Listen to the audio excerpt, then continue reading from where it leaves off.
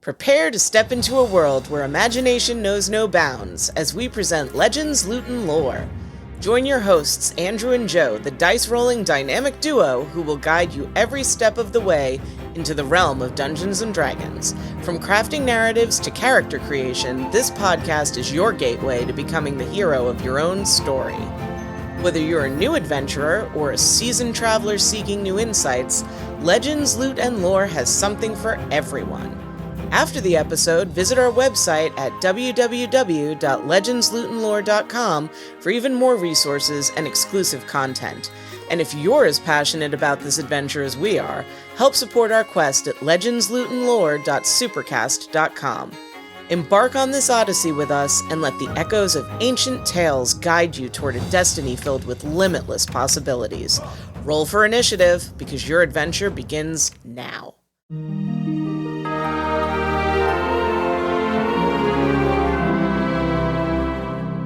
Joining the podcast is Ryan Denora. Ryan, thank you for joining us today. Very excited to have you on Legends, Loot, and Lore. This is great. I've been looking forward to this for some time now. Thanks for having me. I'm excited to be here and talk about some Dungeons and Dragons. Yes. So we were talking about the love of D&D that runs in your family and how I learned about that at the weddings and how you tied that in, which was really fun. Talk a little bit about that, about you and your brother and your kind of your mutual love for D&D.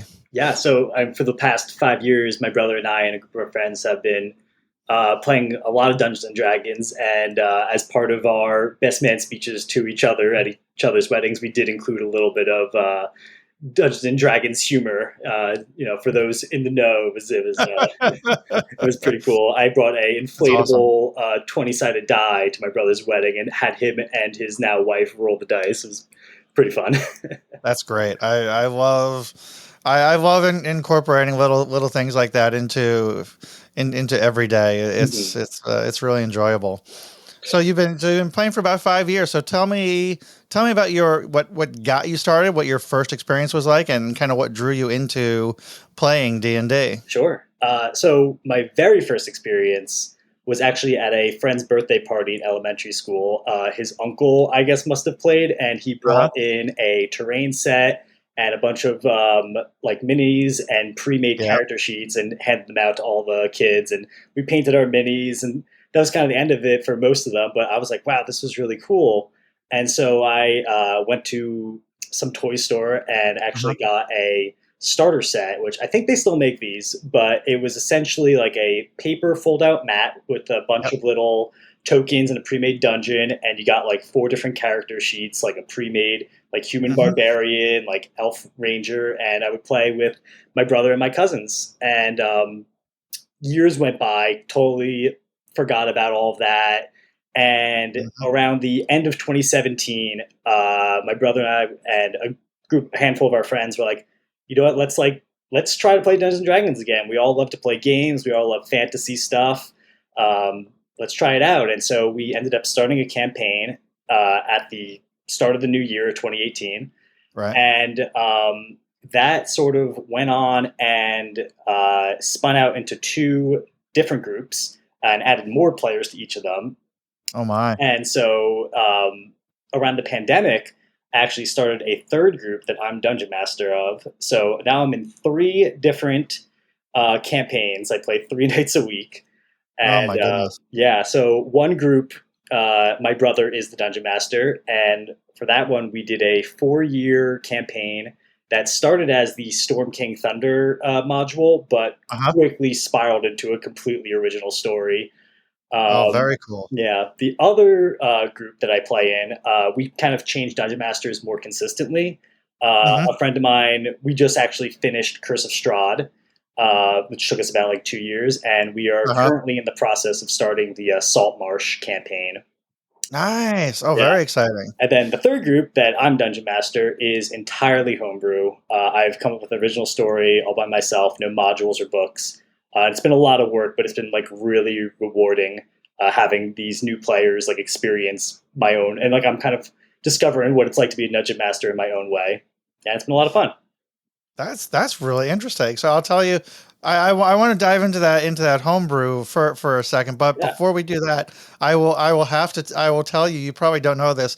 So we played, one of our groups played Curse of Strahd, Hmm. and originally Catherine DM'd Oh, the really? beginning to Curse of Strahd. Yes, she did, Yeah. and it was interesting because I think we had done one or two campaigns before that, and my co-host Joe Hmm. was the typical DM, and the books that he used were really well, had a lot of depth of information to them, and so he assumed that every book was like this, and he's like, let's do Curse of Strahd.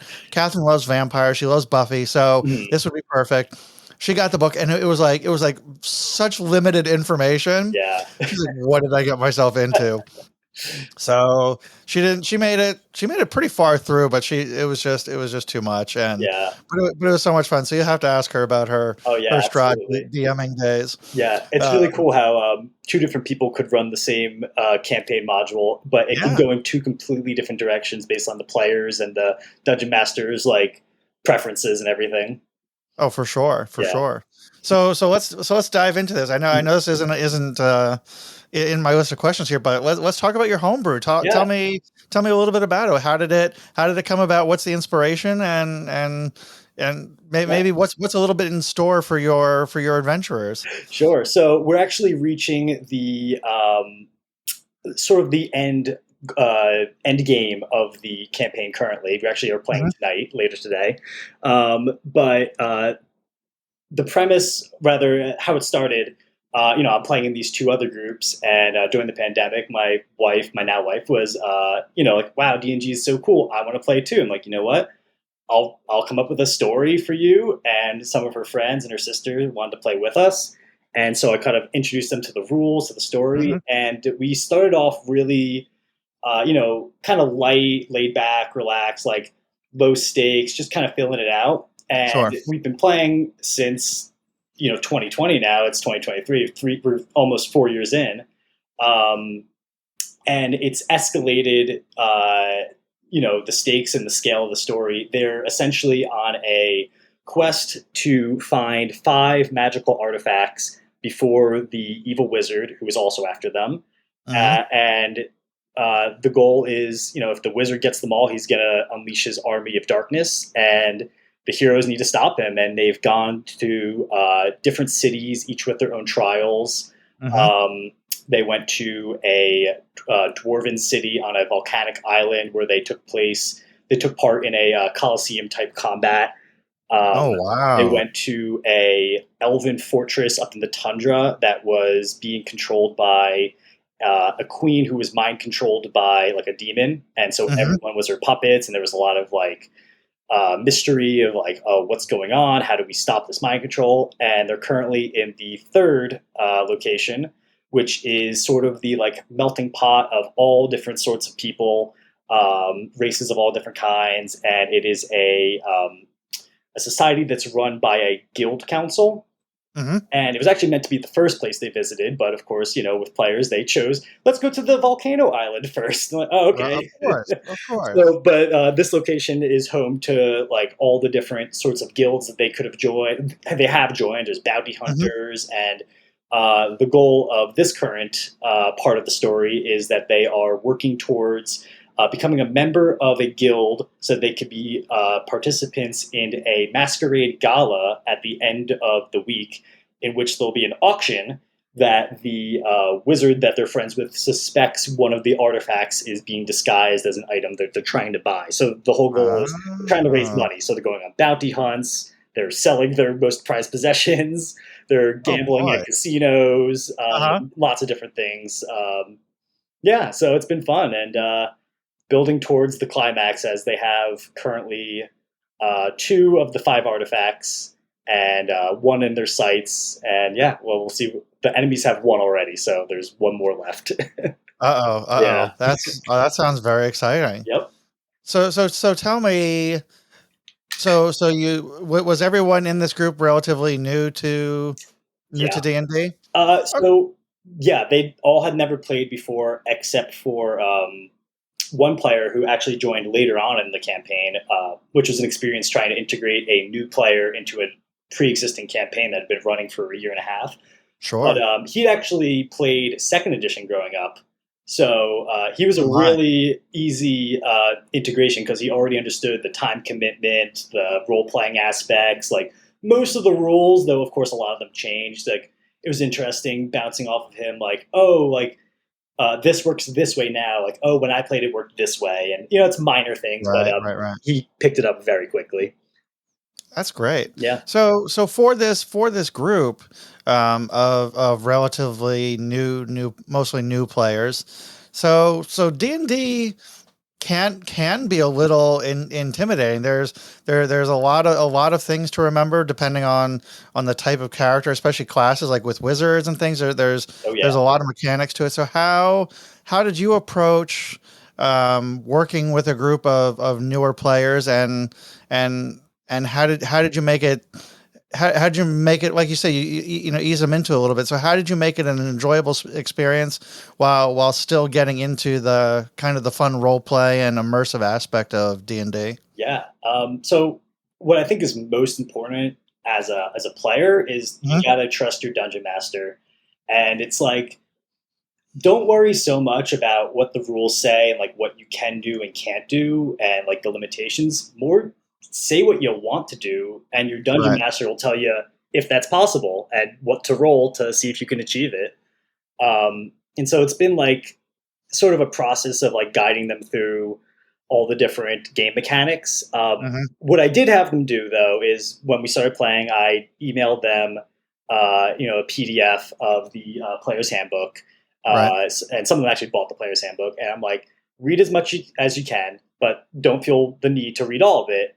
But what you should read is chapter 7, chapter 9, and the intro, which are essentially like the core like mechanics, like what's a D20, what is initiative, like how does combat Right. work. Right. Right. And then like once they got those core rules down, I pretty much directed them towards their class specific rules because it was like, Hmm. there's no point in teaching someone who's playing a barbarian how spell slots work. Right. Not at an early stage. Like if they want to change Right. Right. Right. characters, but yeah. So I sort of was like, okay, like you're playing a druid. What you need to know is how wild shape works. These are all the different beasts you could be. Like this is what you want to focus on. And you're playing a fighter. Okay, so you want to figure out how to maximize like your action surge and all that sort of stuff, and how like martial combat works. Hmm. Um, and so that was the main like starting point. But like as a dungeon master, it's really sort of just trying to get them to not feel like intimidated or afraid to like ask questions. When we originally started, I would sort of like lead them up to a location or an event, be like, okay, you're at the front of the castle. Like, what do you do? And they would kind of look at me and be like, well, what can I do? And like, so it was sort of like getting them to like break down that like that wall and be like, oh, well, Right. I want to sneak around the back. Well, I want to knock on the door. I want to shoot a cannon. And the rules are important for combat, but the Yeah. rest of the game is role playing, and it's really you're only limited by your imagination.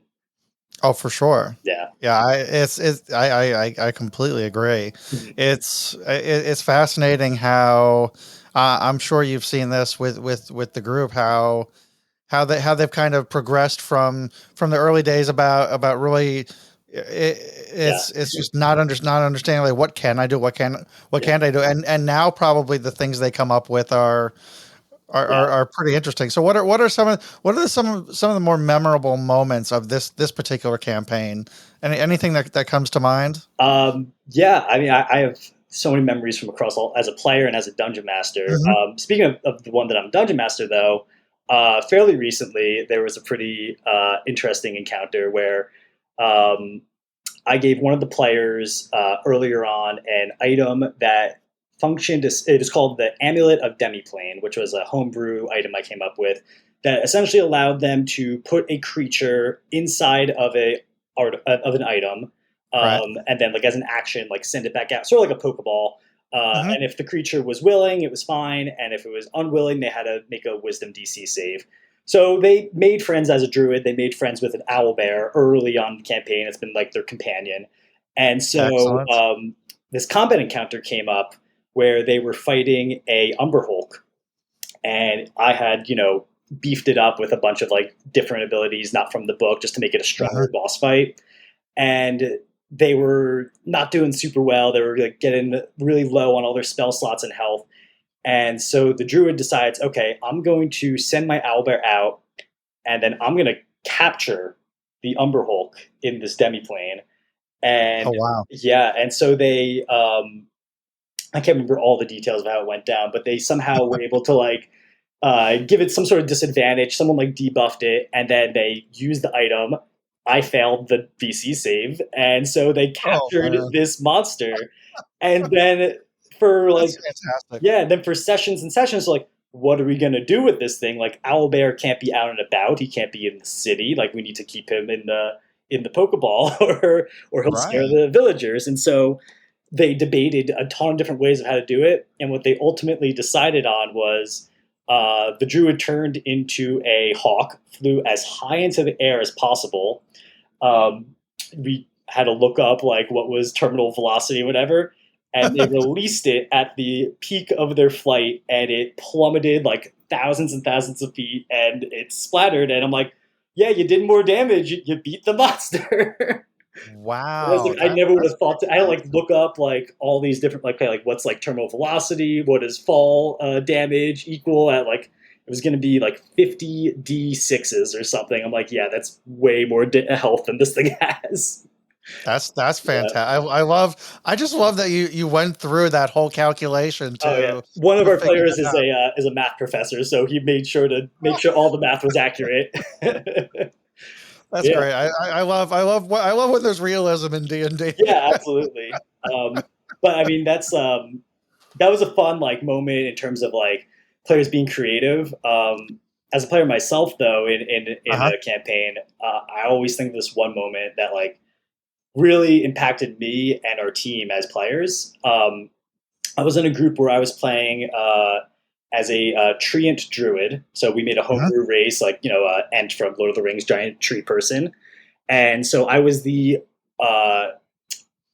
only healer and the only lawful good member of a pretty much all chaotic evil party. And so, Oh we were my. a group of, killing everyone that crossed our path kind of party. And we had just completed a assassination mission. We assassinated a political leader in Waterdeep for the Zentarum Thieves Guild, which, like, for some reason we were trying to be part of.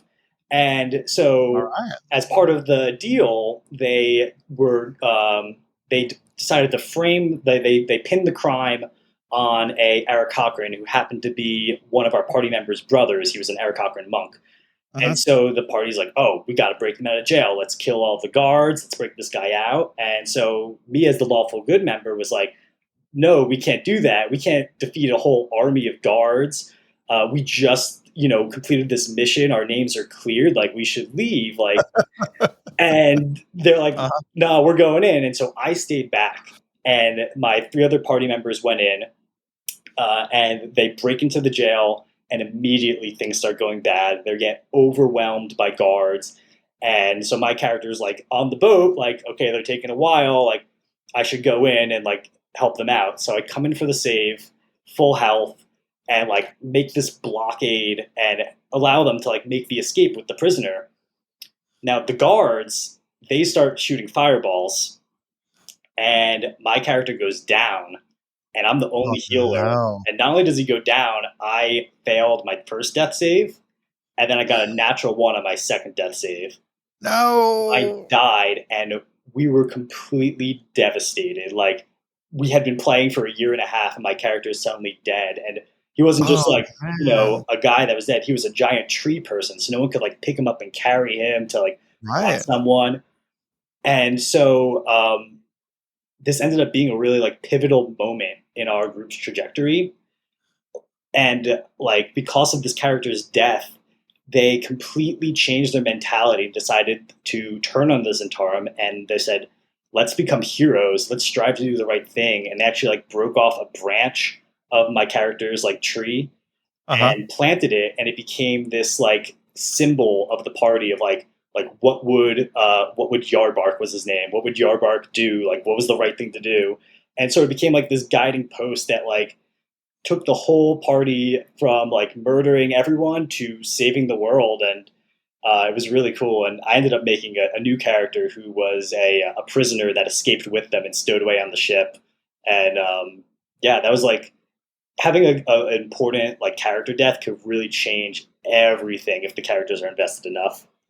That's incredible. That's such a tremendous thing to happen to influence an entire party to really kind of re-examine what they've been doing with their lives and really make a complete 180 to go the opposite direction. That's Yeah, it was great. really I love really that. impactful. Like because it was a lot of fun, like being criminals, like Oh, But sure. and then from that point on, we like went back to all these cities and like righted our wrongs, like made peace, had to make agreements, like did contracted jobs to like make things right, and just made allies across the board.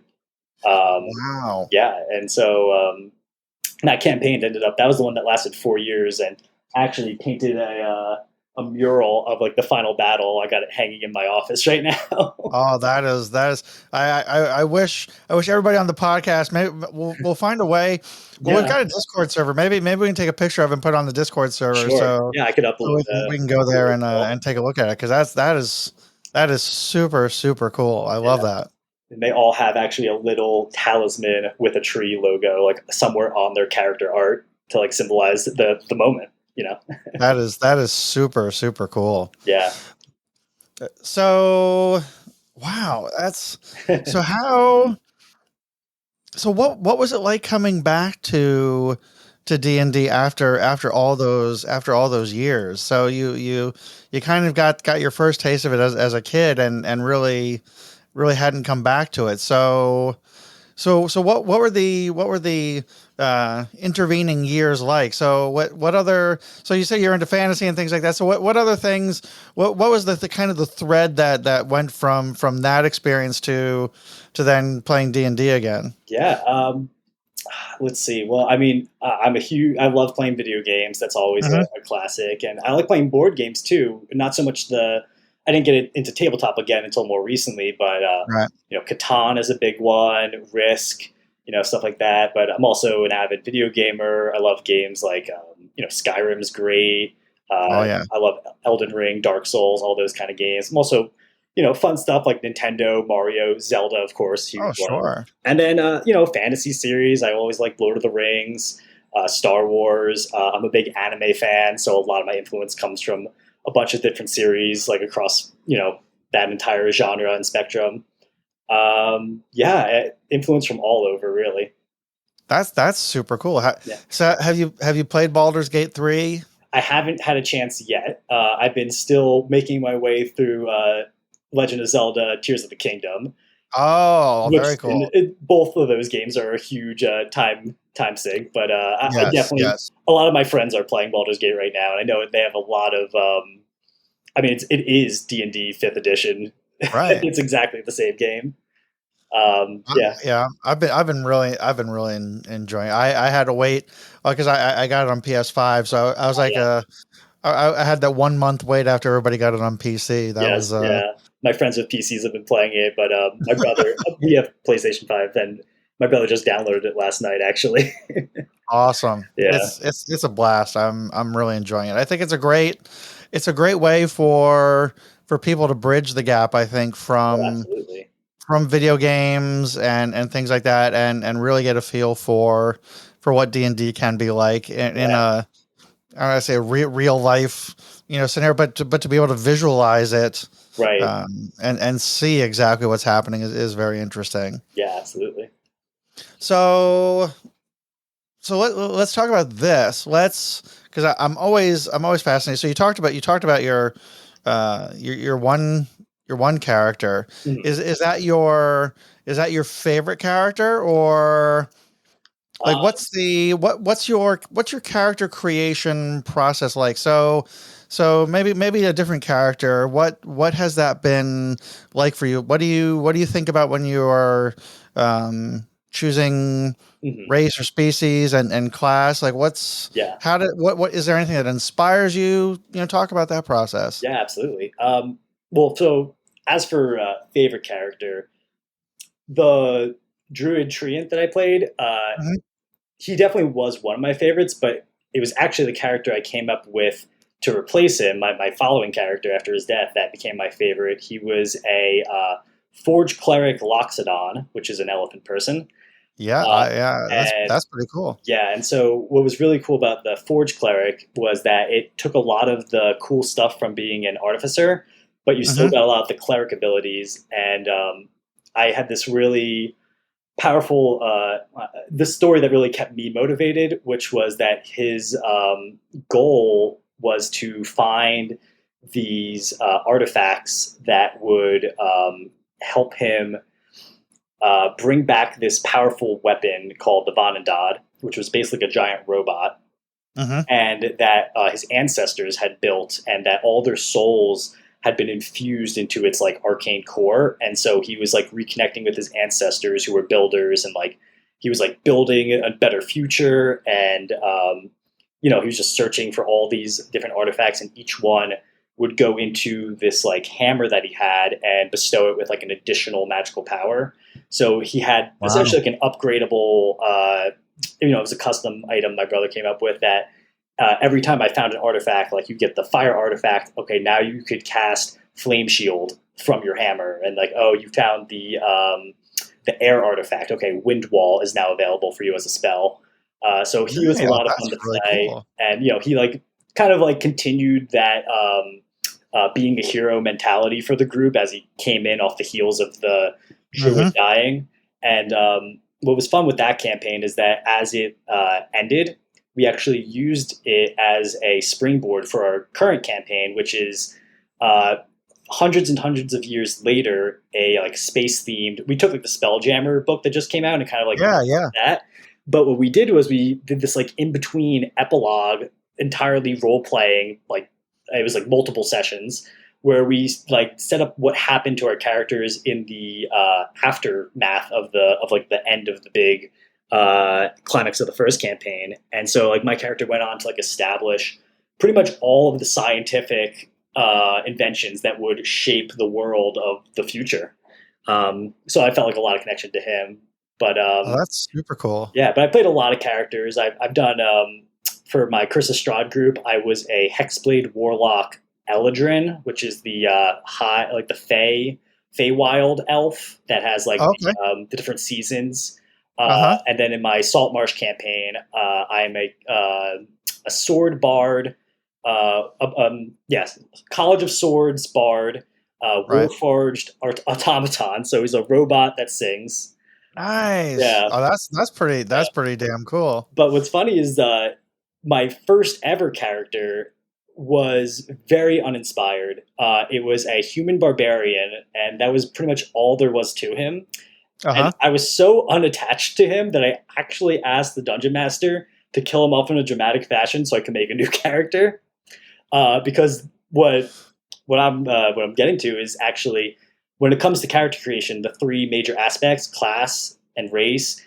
It's actually the third I think is most important, which is background. I Yes. find that when you make a character, the most important thing to consider are what are your characters like goals and motivations. Like Mhm. what's their morals? Like are they do they have like any sort of like regrets or fears in their past, like that are like deep or like maybe even irrational? Like do they have a big secret that they're hiding from the rest of the party? Like have they made a mistake in their past, or like do they care about what people think about them? And like what's their motivation to stay with the party? Or what do they think about like authority and like kings and nobility? Like do they hate them? Do they respect them? Does your character have a family, and what's their relationship with their family? And like if they had one wish, like what would it be? And like all these different things really help figure out like who your character is. And I think Mhm. more than class and race, like that's what gets you invested in a story, at least for me. Like, and then as from a dungeon master perspective, coming into that, like you don't want a character's entire history written out. You don't want like a whole story, like paragraphs and paragraphs. But like if you have that like first chapter of your story, like the prologue, like where you Hmm. came from, because your character didn't wake up in the bar. That's the beginning. Like their story starts before then. But then as a Right, dungeon right, master, right. you could take all these like historical events that happened to them and use them as plot hooks to like inspire them and motivate them to take actions. Like if you were an orphan, if your character was an orphan, maybe as a dungeon master, I create an orphan character who has a quest, and you feel sympathy for them and you want to help them. Or if your parents were killed by a dragon, maybe that same dragon is now terrorizing a city, and that's a reason why your character maybe won't help out that city because they're that scared of the dragon that they're not ready to face their fears. And yeah, I mean, background. It's such an understated like aspect, and like the background, like in the book, like you get a couple of Right. abilities, but that's not the part that really Sure. matters. It's like it's the story more than anything. And I think class is important too, but it's mostly for combat. It's important to find something you like. Like, do you want to be a spellcaster or like a martial combat guy? Like, for example, my barbarian, I realized I really want to cast spells, so barbarian's not for me. I was not feeling it at all. Um, Yeah. yeah, and then race is mostly for flavor. Again, you get a couple abilities from it, but outside of that, it more informs your dungeon master like how to make your world. Like for example, in my one group, there's two characters who are tieflings, Hmm. so we just said like, okay, yeah, tieflings are as common as dwarves and elves, maybe even more common because it's just and it's not weird or anything, and it kind of like helps just flavor the world more than anything else. Right. I don't really like also from the book where they kind of lock you into like, oh, this race gives you a bonus in dexterity or a bonus in this. Like, I kind of have let my players say you could put those bonus stats wherever you want them because you shouldn't be locked into like certain classes based on your race. If you want to be like a Right. super big tough gnome, you should be allowed to do that. Why not? Right. Yeah, Absolutely. yeah, It's interesting. Yeah, I love. So I, yeah, I get what you're saying. It's a really interesting perspective. I feel like, race, species is kind of like who you are. Class is kind of like what you can do. yeah. But yeah, but that background is like why is your motivation and why you are doing those things. Right. Like, why are you on the And adventure? Like, right, why are you fighting every day and like doing all these things? Like, you need to have a reason. You can't just be, otherwise, you end up being like a murder hobo, like my first group. And you're like, oh, yeah, we're just here to fight things. And that doesn't really right. get you very far in the world. No, it doesn't. Yeah. Yeah, I love it's funny, like at least for me. So my current character is a mountain dwarf fighter, Mhm. and it's like I love how you, like you said, you kind of take a prologue, so you don't have to write the entire backstory ahead of time. But it was funny. We were in this. We're on this iceberg. Mhm. We walked into this room. It was one of our first combats, and it was a room full of kobolds. Mhm. And I I determined that my character had some story in his background Mhm. where he hated kobolds. Sure. They had killed all of his family but one person, and like that's how he's here, Yeah. but like he like destroyed their village, like kobolds destroyed their village, so Sure. he's got this chip on his shoulder against kobolds, and I'm like, he just really hates kobolds. Yeah. And it's like it's interesting how you can write your story Mhm. as the campaign goes on as well, and Yeah. really flesh it out. Absolutely. Like the campaign is your character's story. You don't need to have it all figured out beforehand, but having Right. those like nuggets of information, like just give you the motivation and direction to figure out like how to get into your character and where they're gonna go and all that. Absolutely. So when you're DMing this group again, I want to go back to all of your fantastic kind of group of newbies Yeah. to D&D. So another challenge that a lot of people can have coming into D&D is the whole role playing aspect of it. So how, because I think it's one of the best parts. I think it really Oh makes the yeah. experience very immersive. So how did you go about getting them comfortable in role playing? I mean, did everybody know each other, or Um To varying degrees, yeah. Okay. Everyone kind of like was familiar. Yeah, it's tricky. It's when you're with a group of people you know really well. It definitely comes a lot Hmm. easier to bounce off each Right. other. You have rapport. You kind of like you kind of like know what kind of jokes hit and what kind of jokes don't. Right. Um, but you kind of navigated it. At first, it was a lot more, or rather, a lot less role playing. And now that we've become more comfortable, more closer friends, and everything, we've gotten to know each other. We're in the stage where we're doing voices, and we're like, having more Yeah. dramatic moments. Yeah, as far as like getting everyone like immersed in that, it's not something that comes right away. It definitely takes some Right. process. And the mentality for a player and for a dungeon master are probably coming from two different places, but I tend to focus on the same little bit for both from both perspectives. That's Hmm. sort of just like you kind of find like the key motivating factor or like a phrase that gets you like into the mindset. So that's like if I'm playing my character or if I'm dungeon mastering and I'm playing like a dozen characters, I'm like, okay, like what's like that phrase that like makes me think, oh, I'm this person, and like for like I have this like really like solemn, kind of like lone wolf kind of character, and so I'll kind of Uh-huh. like make my voice real deep and get myself thinking like, all right, yeah, I'm here by myself, no one else matters, and kind of like start saying these Yes. phrases a couple Yes. times in my head, and it gets me start thinking that way, which especially as a dungeon master when you have to improv a lot, like Hmm. especially you don't know what your players are going to throw at you, that helps like Right. make sure you say the right thing and not like get caught off guard. um as for like players, like I would say, it's don't feel try not to feel like intimidated and like don't feel the pressure to like do a voice. Voices aren't for everyone. I think it helps a lot if you can do a voice to get you Hmm. in that mindset. Like it helps you separate you from your character, because that's something I struggled with early on, was like, oh, I want to get that magical item, but my character wouldn't care about that magical item, so I need to separate myself from my character, because as a gamer, you want all the cool things, you want to get all the stuff, but maybe that's not Right. what your character Absolutely. wants. Yeah, You want to clear the level. yeah, I want to clear the level. I want to beat the bad guy. I want all the magic items. But if my Absolutely. character is the lone wolf and wants to like do his own thing, he doesn't care so much about the magic sword. Maybe he's like, I'm happy with my normal sword.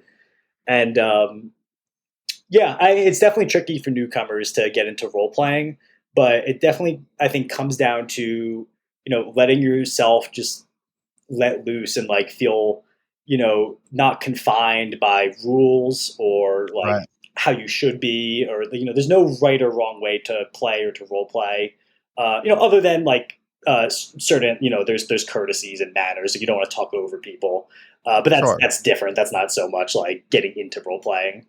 Right. um, Right.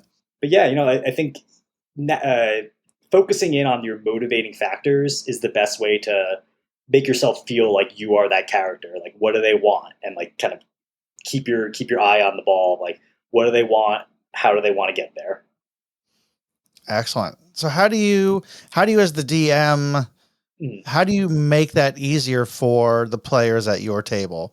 So welcoming them in, getting them comfortable. Is there anything that you do as a DM to help them feel more at ease and comfortable kind of doing the role playing and maybe creating a voice for their character? Yeah, I mean, there's a couple things that like I find help out. I think in all three of my groups, as a player and as a DM, there's one thing we always do is say, all right, we're going to start at 7:30, but the first 30 minutes are almost always like, hey, what's going on? Like, let's catch up. How are you doing in your life? How's school? How's work? How's your family?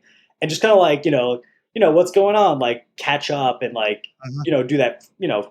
Get yourself comfortable with talking for one, and just like hanging out. And then once everyone starts to settle in, get everything off their mind that they've been thinking about, like let go of any like work stressors or, anything that's going on. Like, okay, everyone's good. Everyone's cleared their mind.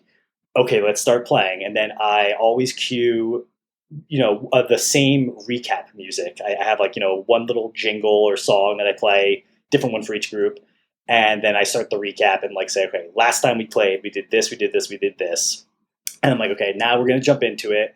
And it's usually, I find as a dungeon master, best for me to like take the reins and get them started. I'll often like say Hmm. like, as you wake up, you get a message from the bar, from like the innkeeper who says, this, that, and the other thing, and you have to go here and sort of like get them started, push them on their way. Um, Right. Especially when they're really like newcomers. Later on, and especially with my other groups where we're lot more experienced, you sort of just like start role playing immediately, kind of remember where we left off. Um, and yeah, I just like getting everyone into that mental space is a huge part of it. Music is big. And also having art. I love to draw my characters. I draw all my players' characters, Hmm. and being able to see like a visual representation of your character helps you like, oh, that's me. That's who I am. Like it gets you into it. And so I always like when we start up, I have like a landing page, like a little like graphic of like the title of the campaign and everyone's characters lined up, and that's what we stare at while we do the recap. So everyone's like, okay, we're here, we're into it, and it gets them all ready to start acting, acting and improv. Right. So are your games in person, online? Like what are all the games? So Yeah, in 3 games, are they, yeah. what's the gameplay like? So they're all we play. I play all my games in Roll20. Hmm. That's just what we started with, and I think it works really well for a lot of custom like map making and character sheet making. But we do all of our video chat in Discord Hmm. because it's just the one of the best video Right. services there is. But especially recently, we've been really trying to make an effort to play in person. Fortunately, in all three of my groups, everyone is on the East Coast, so it's not impossible to get together. Right. But obviously, it's difficult to get everyone on like a schedule. So we tend to say like, okay, 3 months from now, let's pick a date. That's going to be the date. We'll pick a house, whose house it's going to be at. We try to rotate, and Right. then wherever we're at in the story, whether it's a boss battle or just a shopping trip in the city, like that's what we're going to be doing. And then as a dungeon master, I try to like try to like weave the story so we kind of land on something exciting and kind of plan like, okay, this is going to be the big encounter, so I can order the minis online and stuff. And Right. Right. Right. yeah, I mean, playing in person is just it's just the best way. Like, Roll20 is great. Playing online is effective. It's the way I play pretty much every week. It is the way I play every week. Right. But when you get together, it tends to be like when we play online, we play for like maybe 2 hours, sometimes three. In person, we'll play for like 7 or 8 hours, and you just get Right. into it. Everyone, you feel the energy of everyone in the room. You have your minis. I've gotten into building terrain recently. I've been like cutting out Have you cardboard. really? Yeah, it's buying terrain's expensive, so it's definitely easier to make it yourself. And I'm an artist. That's my profession. So I get like cardboard from packages, and I'll use like masking tape and tape it together and make different like structures and paint it. I recently had a sewer campaign, not a campaign. They were Really? on a quest where they had to go into a sewer and Uh-huh. clear it of oozes that were polluting the water system. Okay, And cool. so what I did was I took solo cups and cut them in half and then kind of like built cardboard ledges. And these were my sewer canals. And I basically built like 10 of them that I could use interchangeably, like modular, so that I could Right. like make them into like a long pathway and then they could like separate. And then for my oozes, I bought a bunch of Play-Doh. And those were my ooze tokens. And so each different That's color great. Play-Doh is a different ooze. And when we were done, I gave them to my friend's kid. I'm like, here, now they have Play-Doh. That There you go. Oh, was that's great. great. I Yeah. love it. Yeah. But playing in person's a lot of fun. And if you could ever make it happen, it's just like, it's the best way to do it. I completely agree. Yeah, we're mostly Mhm. I'm in one group right now, and we're entirely online, mainly because we're all East Coast, but we've got one down in Virginia. Yeah.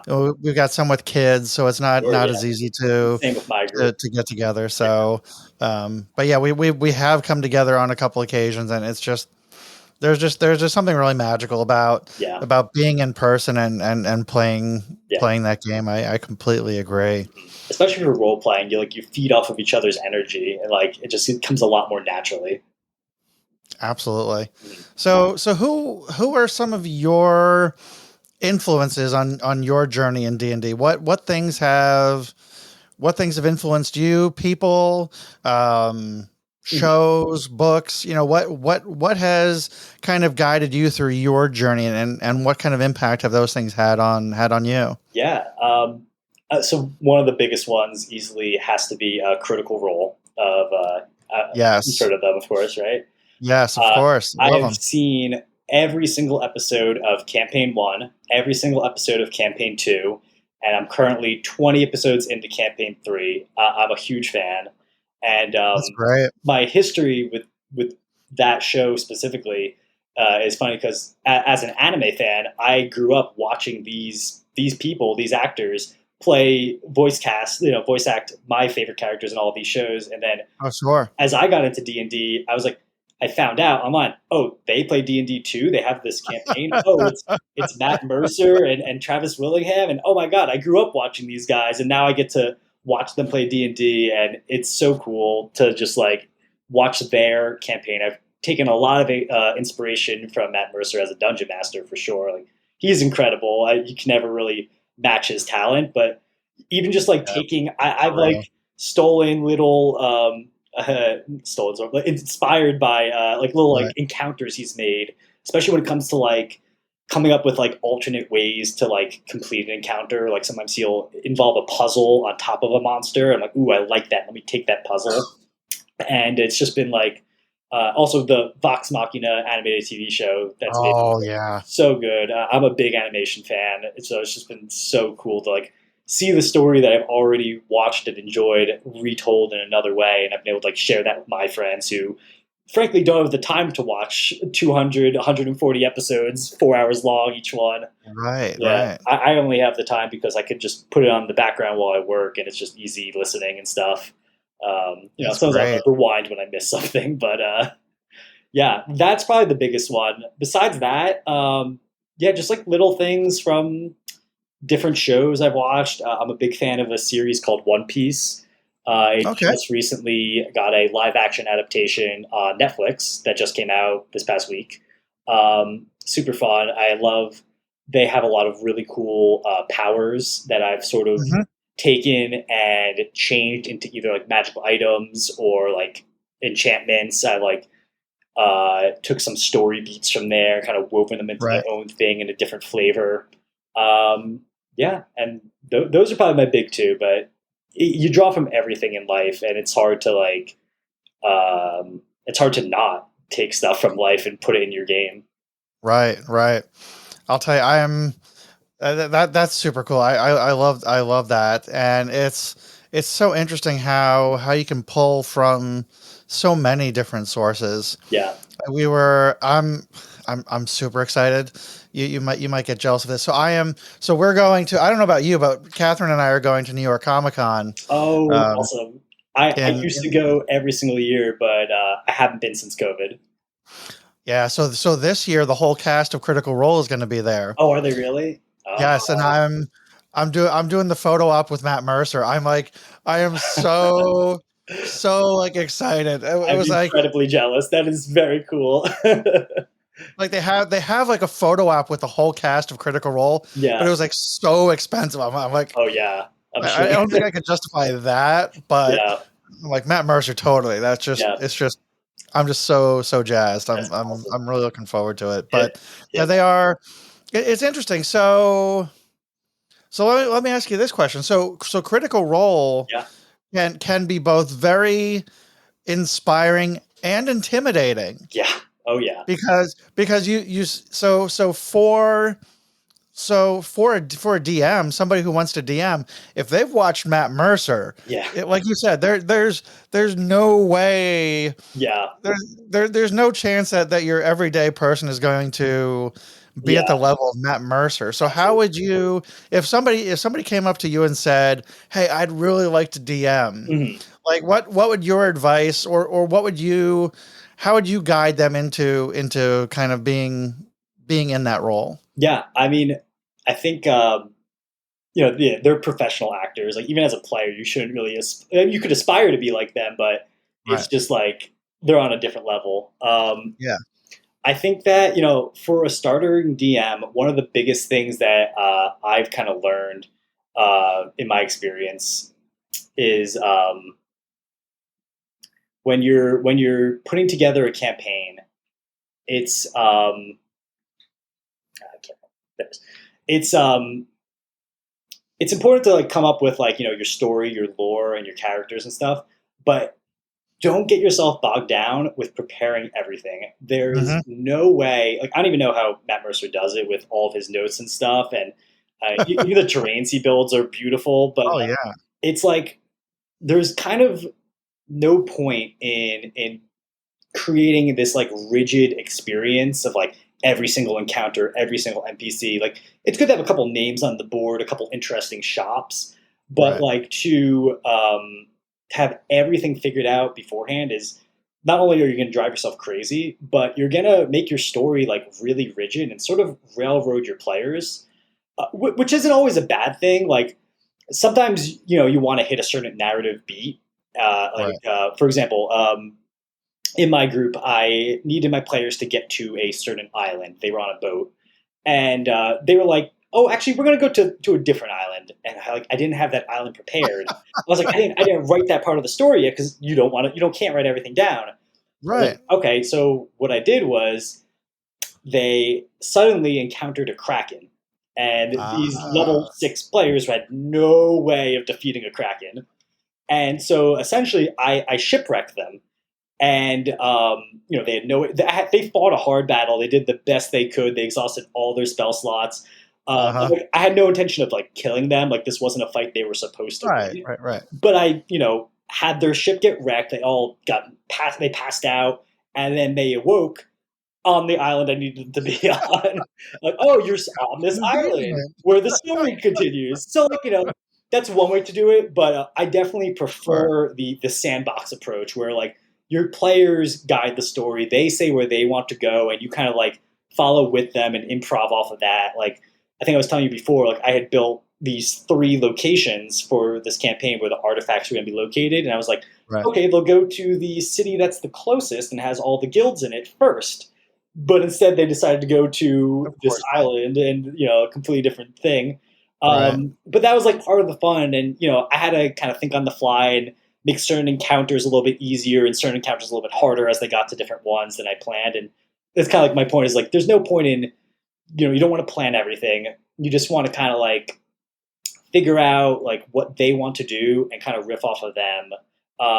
So that sewer encounter I was talking about before, when Hmm. they finished it, they came out of the sewer and their characters smelled like sewage. And so like, okay, we want to go clean ourselves off. And I'm like, okay, like what can they do? Like I invented on the spot a spa resort that's in the city.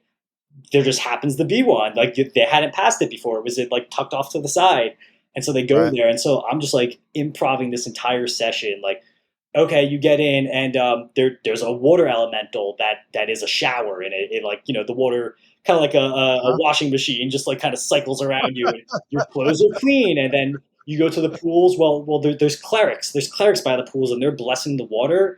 And now with your short rest, you'll restore your spell slots too, because that's the magic power they've infused into it. And there's a food court, and oh, you could buy this wine, and if you drink this wine, you'll get like a charisma boost for the next hour. You like get advantage on charisma checks, and so just like came up with this whole. And this ended up lasting the whole session. They were just like at the spa, like enjoying themselves and like There you go. That's talking great. to random guests and gathering intel on like things I did have planned. Like they found out about something that was happening in a nearby city that they could explore Hmm. next time.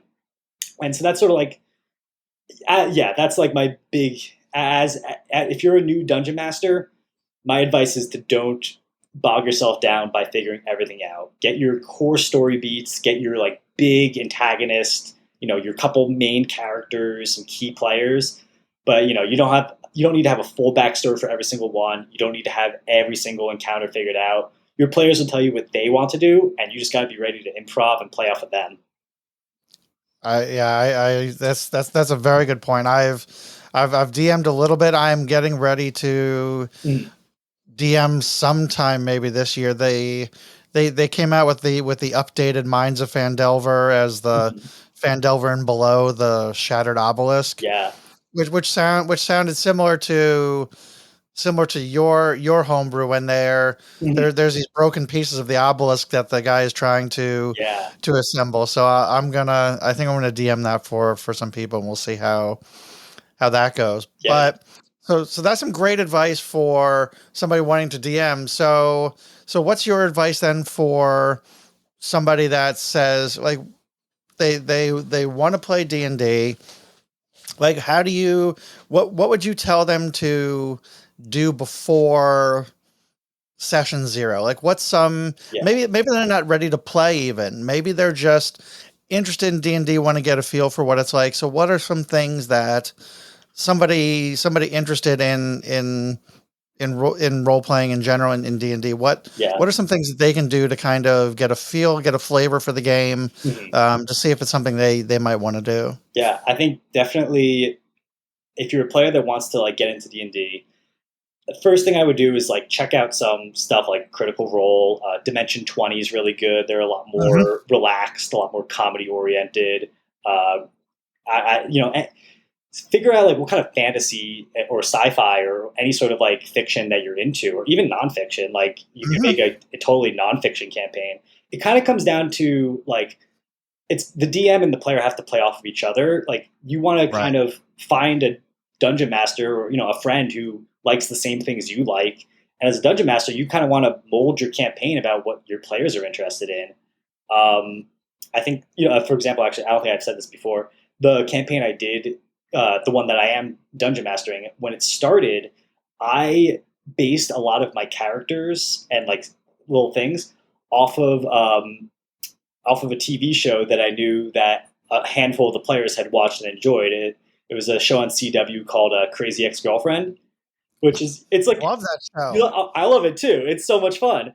And so Rachel Bloom? Yes, Rachel Bloom, exactly. Yes. So Rebecca was my bard character. No, she wasn't like my character, but she was my NPC that like kind of drove a lot of the story. And one of the early like low stakes quests was she kidnapped Josh the blacksmith's dog, and they had to go save his dog. And then it turned out that she ended up being a werewolf, and it kind of took a swerve from there into another direction. I had Matthew McConaughey be my town sheriff. And his name was just Matthew McConaughey. I didn't change it at all. I even, for his little roll 20, I just took an image of him from, what's that movie that he's in? The one where he's got the cowboy hat. Not important, but yeah. Oh, yeah. I can't, it escapes my name at my brain at the moment. But as a player though, I think, don't be afraid to experiment, just some of the best gameplay comes from like, just deciding that you want to do something and let the DM figure out how to handle it. Like they're in charge of figuring out the rules and navigating how everything works. Like you should just go in and, have fun, like joke with your friends, and look what I was trying to say, like find someone who'd be willing to create a story that suits your interests. Like a friend of a friend actually, for his wife, I have a couple friends who also play D&D that I don't play with personally, but he told me that he created a sort of a short form campaign that was entirely based on RuPaul's Drag Race, where they gave them all custom classes, all like custom everything, entirely homebrewed. But like, I've actually seen Dimension 20 did an entire campaign. What was it? Dungeons and Drag Queens. Really cool, really funny. But that's like what it's all about. Is like it doesn't have to be high fantasy. It doesn't have to be Lord of the Rings. It doesn't have to be Star Wars. It could be whatever you want it to be. And I think if you're a new player or a new DM, finding that common ground theme that everyone latches onto makes it just easy to like explore and experiment and be free and joke and just like have fun. And that's really what it's all about. Like, don't worry about the rules. You'll figure them out. And if you change the rules, that's fine too. Like, there's certain rules I'm just like, I don't like that rule. We're not going to do that rule. Like, we're going to do it my way because it's better this way. Like, sometimes the rule of cool is the best rule. I completely agree. Yeah, we've had this conversation on the podcast before about how even when you're looking through through all the material on what race or species to create or what class you want to Hmm. be, those are not hard and fast Yeah. rules. If you want to play the opposite of what is a typical, tiefling or something Right. like that, Yeah. there's all sorts of things you're not bound by any of those rules, like by the mechanics of the game, sure. Right. But beyond that, it's really, you could Yeah. be or do anything you want. Absolutely. Like for one campaign, I recreated Bonnie and Clyde Yeah. as as characters, Yeah. and it was just like why not? Like it was Yeah. just Because it's fun and it gives you something to like latch onto. Also, it's like, exactly yeah, I think like you said, outside of combat, because combat's where it matters. Like you can't really mess with the right. game balance, like action economy, bonus action, spell slots, like all that is play tested and like. I mean, they're in 5 editions now. They've tested it that many times to Right. make it as good Exactly. as it is. And you could homebrew stuff. I love finding homebrew things. Like one of my characters right now that I'm playing is a completely homebrew class. It's called a Weave Knight, and it's essentially a Okay. paladin, but instead of being religion focused, it actually is arcane focused. So he kind of goes off of an intelligence modifier, and his whole the whole premise is that like rather than having like divine power like bestowed upon them as a paladin, you are able to tap into what's called the weave of like arcane energy and utilize that. So you're kind of like a wizard, but also a sword fighter, and it's kind of everything I've ever wanted from a class because I've played almost all the classes now in some Uh-huh. form or capacity, and Right. I found like paladins are cool. They're one of my like I really like characters who could spell cast and fight. Right. But I don't want to do the religion side of things because that doesn't interest me personally. Right. So I'm like, oh, arcane focused, like that's the one. So I'm really enjoying this class so far. That's fantastic. Where did you find that? Gosh, my brother helped me find it. If you Google Weave Knight, it was I should give them credit if I'm shouting them out. It was a user on Reddit. Let me pulling it up now. It goes by the name of one second here. Chronicle of Heroes. And Excellent. they have a bunch of different homebrew classes and subclasses that I've kind of pulled from. But yeah, I mean, from all across the board, Griffin's Saddlebag is a great one I use for items specifically. Okay. I think they have a book too, but it's just like a whole compendium of just magic items, totally original. I'm constantly pulling from their archives for like things to give my players that like suit them on a more personal level because like when you have an item that you get attached to, like that's Mhm. fun too. Like I was saying before, like my forge cleric elephant guy had his hammer, like that was his hammer, and like he wasn't going to trade that for any special hammer. Right. Like he wanted hit, and so it leveled up as he got like cool artifacts, and that's how like you get to make it your own, and it becomes part of your Right. Right. character. That's super cool. Yeah. I love that. So we're running out of time. So I want Yeah. to let's talk about you Sure. for a second. So tell everyone about kind of what you do personally, and we've talked a little bit about your artwork. So tell us about what you do and what you've been working on. Sure. Yeah. So professionally, I'm a video effects artist. I work on a lot of different TV shows, doing special effects, green screen, graphics, motion graphics. But I went to school for animation actually. So and before college, I just studied painting, art in general, all through my Mhm. life, and so I have a pretty varied artistic background, and I love to use all that in different ways. I design all my own character art for all my characters that I play as, for all the players that are in my group, and then as well as my fellow players in the groups we play together in. Um, I also do logos for people, all that fun stuff on the side. Speaking of what you did the Legends Loot and Lore logo. That's So right. That's right.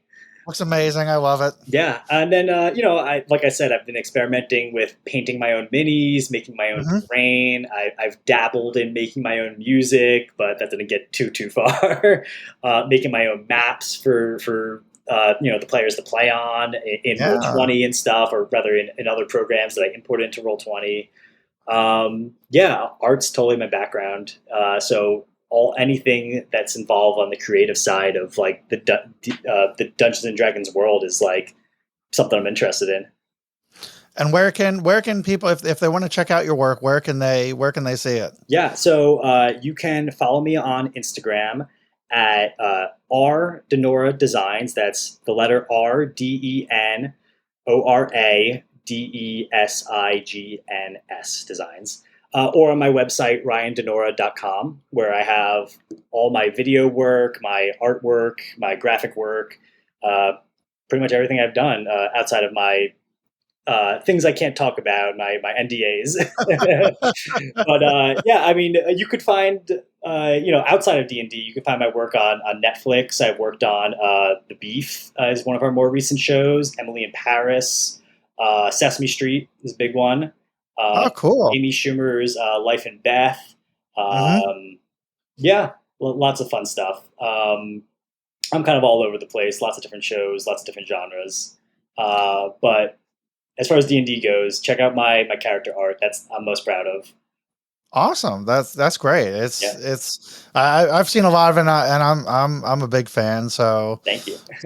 that's great. Everybody should definitely go check it out. Yeah. I can't thank you enough for being on the podcast today. This was a great conversation. I love different people's perspective on getting into the game and playing the game and DMing. So this was a lot of fun. Thank you. Thanks for having me. Thank you so much for your time today. It's been a blast. I love talking about Dungeons and Dragons. I could talk forever about it. Yeah, tell me about it. So Yeah. let me ask this question: How many sets of dice do you have? Are you like addicted to dice, or? I've donated a good amount of them to my players in my own group, but I currently have 5 sets for myself.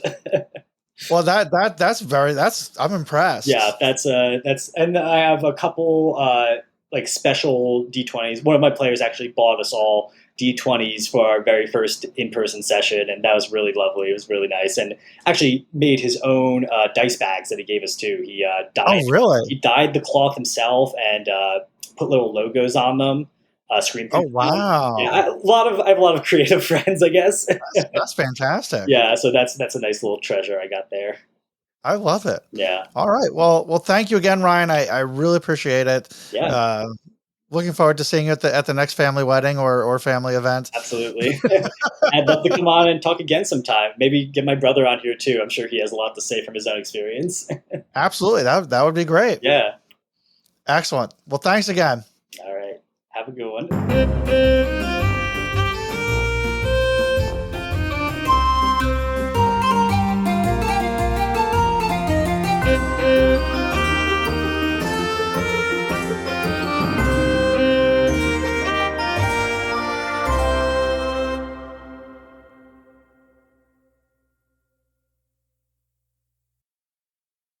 Thank you for joining us on this episode of Legends, Loot, and Lore. We hope you've enjoyed immersing yourself in the realms of legends, uncovering hidden loot, and delving into captivating lore. But the journey doesn't end here. For exclusive content, behind-the-scenes insights, and access to our community, visit legendslootandlore.supercast.com. There you'll be able to support the podcast, where you can join our Discord server for lively discussions and subscriber-only content, and connect with fellow enthusiasts. Stay connected with us on Instagram and Facebook at Legends, Loot, and Lore to continue on the quest. By following our social media channels, you'll be the first to know about upcoming episodes, bonus content, and exciting announcements. If you've enjoyed your time with us, we kindly ask you to rate and subscribe to this podcast. Your support means the world to us and helps us continue producing captivating episodes and embarking on new quests. Thank you for being a part of our journey. We're thrilled to have you by our side as we unravel the legends, uncover the loot, and delve deeper into the lore. Until next time.